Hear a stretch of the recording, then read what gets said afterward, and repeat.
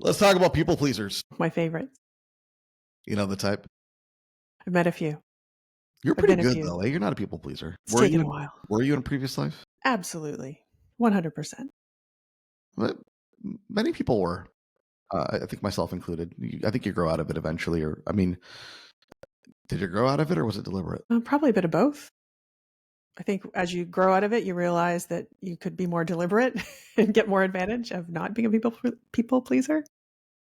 So here's why I bring it up. People pleasing kills sales, Yes. and probably a few angles to that. But I'm going somewhere pretty specific here. Consultants have a real tendency to teach, advise, consult, coach, and guide in the sales process. And we'll get into why that's a problem and where that's coming from. But it kills sales. And let's start with why. Why does it kill sales? What do you think? What's the problem here? I don't know if this is where you're going, but it just made me think of something, which is at the very base of this, what you often have are consultants who are trying to give the prospect what they want on the call. And going even a step farther than that, what that often means is they're letting the prospect drive the call. Right? They're letting them decide what's priority. They're letting them decide what they're going to talk about. They're letting them decide what the timing is. They're letting them decide, and really removing themselves from that space of being the expert. And so it's not just about what you do specifically in the call, as we're going to talk about, but it's also about how you face the call at all, right? Are you there to give the person what they're asking for? When, if you've listened to our most previous episode about clients, potential clients not knowing what they need or not knowing what they want is problematic, right? Or are you there to provide them with the expertise that you have spent so long developing and honing? Yeah. Yeah. 100%. And I would add to that the problem with teaching, advising, consulting in the sales process is you run the very real risk of giving your prospect hope that they got what they need. Like you kind of satisfy their curiosity to the extent that they feel like, well, that was a great conversation. I think we're good. We're good to go. We're good to go now. Yeah.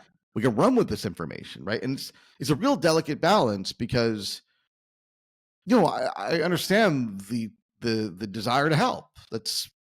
We're consultants. Like we solve problems. We want to help people, and the vast majority of the clients that we have worked with are not merely financially motivated. I mean, obviously everybody wants to make money, but the vast majority of our clients have a really deep desire to want to help people and make an impact on their clients. And that's a really good thing for a consultant to want, right?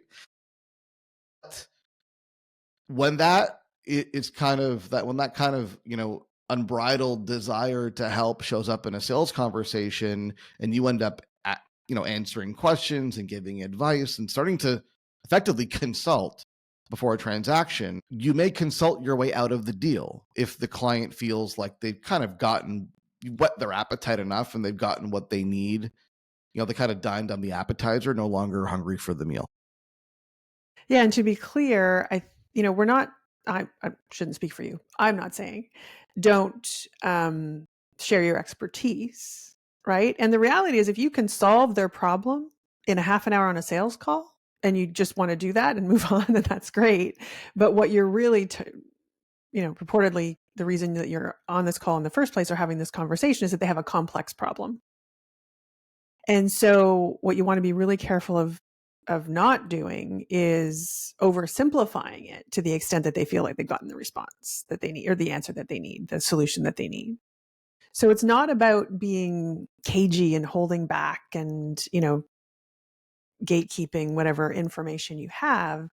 It's about being unrealistic about the size and the complexity of the problem, what it's going to take to solve. And understand that the vast majority of prospects would like to talk to you, get some intelligence, get some direction, get some input, and then run with it and hope they can do it on their own. And I think one of the reasons why maybe this is really hard for consultants to wrap their head around is because you might think, well, of course they can't do it on their own.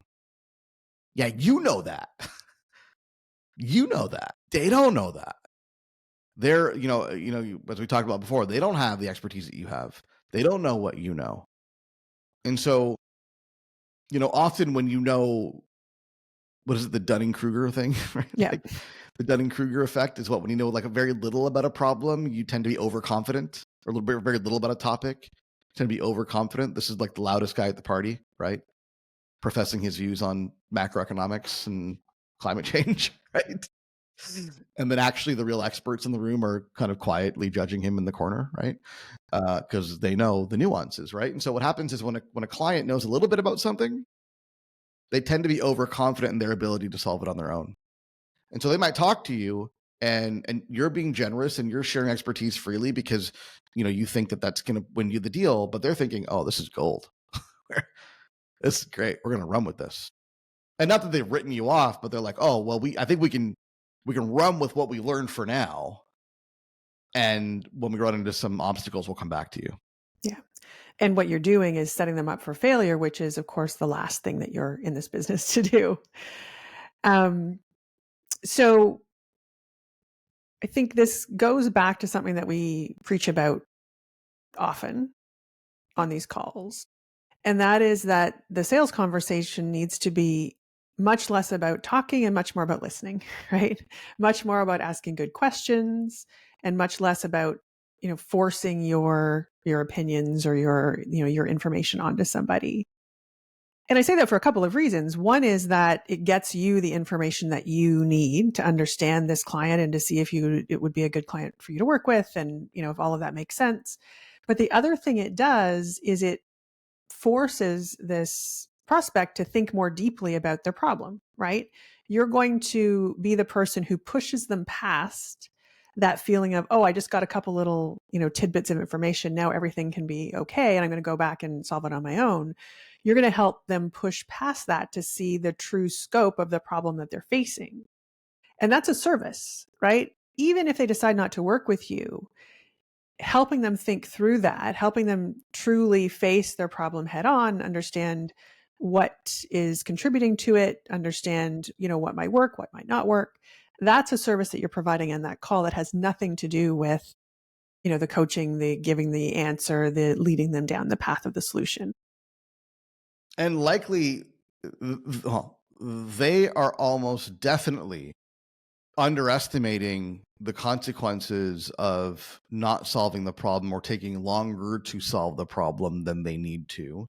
And likely you are too. I think we tend to brush this under the rug. Like, oh, if it takes a few more months and a few more years, no big deal.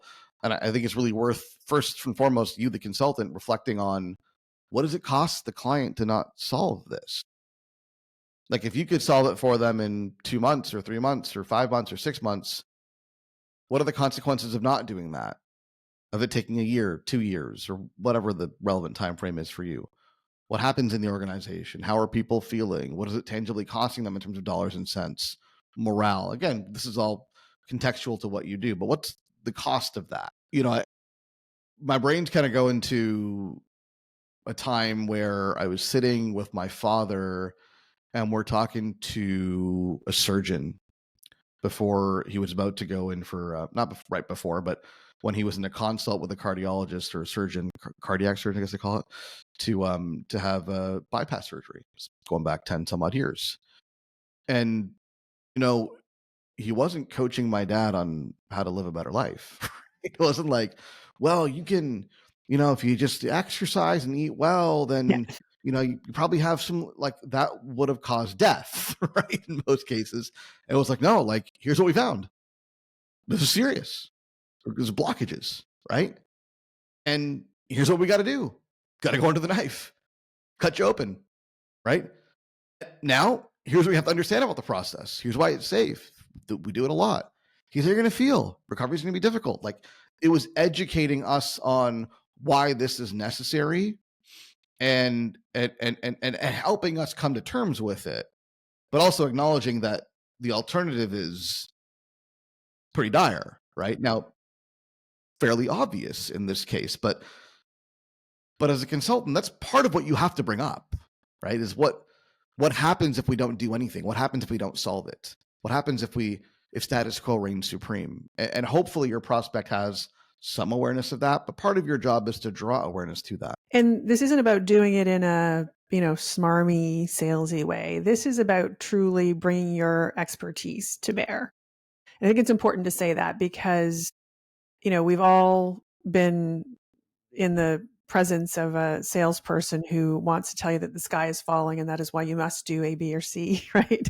And it's not necessarily reality. And so what we're talking about here is remembering that you are the expert, right? Remembering that on that call, in that conversation, you are the person who knows the most about the problem. They are the person that knows the most about their specific situation. And the two of you having an honest and in-depth conversation about that puts you in the best possible position for that client to want to work with you for the right reasons, which then leads to a successful engagement. And at the right time, right? Because sometimes what happens is you have these conversations and you can be very forthright and honest about consequences. And look, I mean, if you choose to do nothing or to solve this internally and it doesn't go well, these are the consequences to be aware of. And you can be very matter of fact about that without being, catastrophic, I guess. And then guess what happens if they decide not to do something on their own or they don't work with you, and then a few months down the road, the things that you said would happen. They go, oh shoot, they were right because that person, that consultant, literally said this would happen. They must really know what they're talking about. And they're going to come back to the table for a conversation. So either you win the deal now, which is the goal, obviously, but often you don't.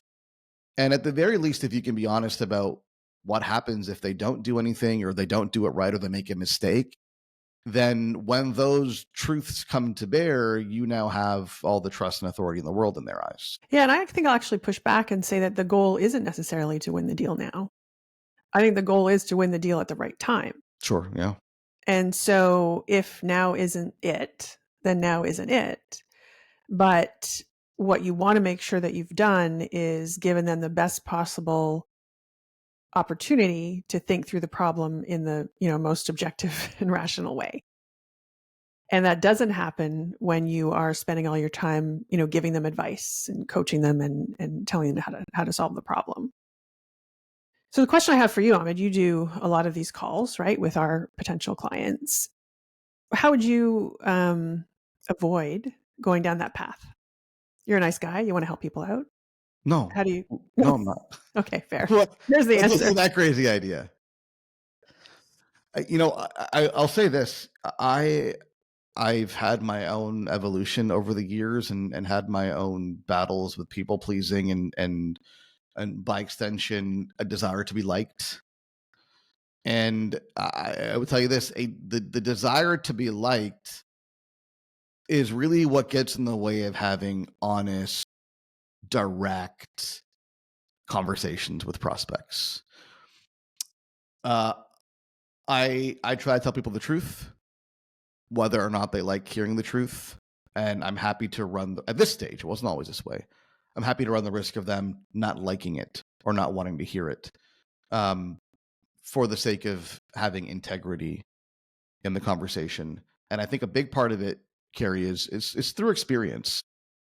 I have very little, very, very, very little belief that people can solve the kind of problems that we solve on their own. And I would say I probably gave people more benefit of the doubt in the early days, but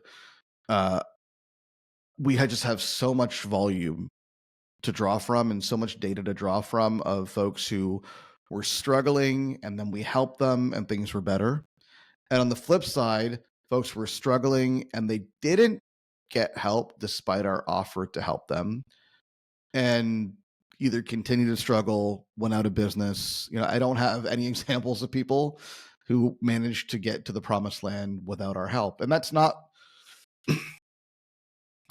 to disparage our prospective clients. Like, they are highly smart, intelligent people, but the good ones also acknowledge the extent of their intelligence and capabilities and know when to get help when they need it, right? And so I think a big part of it for me is just A, having a lot of confidence in our solutions, but B, knowing what happens to most people if they don't get help when they truly need it, and seeking to avoid that fate for them. Yeah, and I would suggest that if, and we hear this sometimes from clients as well, or from consultants as well, is they're almost afraid that the prospect is going to go and solve the problem on their own. And I would say that if that's something they can do, and what you're trying to do is convince them that they should come to you for some other reason, then you're probably solving the wrong problem, right? And so to your point, we've come to a place where we're very clear on the problem that we help people solve, and that a lot of people can't solve on their own. And for that reason, we can truly see the value, and therefore so can they. I think it kind of comes down to, do you care more about their perception of you, or do you care more about their results? If you care more about their perception of you, there's this desire to be liked that drives your interactions, then you're going to say whatever needs to be said to get them to feel good about you, because everybody likes the person that gives away the farm and coaches and advises freely. They're perceived as being generous. But if you know that's ultimately not going to yield them results, then what you're doing is prioritizing your reputation, your desire to be liked, their opinion of you over their actual results.